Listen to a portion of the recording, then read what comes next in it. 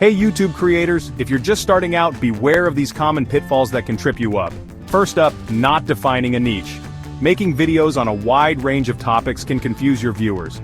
Focus on a specific niche to build a dedicated audience. Inconsistent posting schedule? Big no-no. Posting sporadically makes it hard to retain viewers. Consistency is key.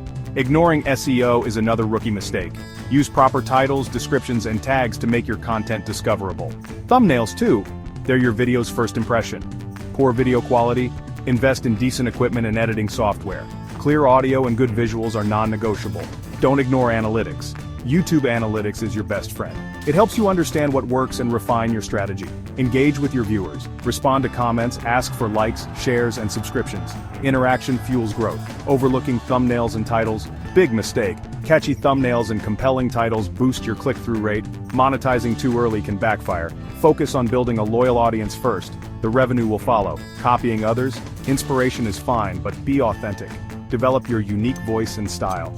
And finally, giving up too soon.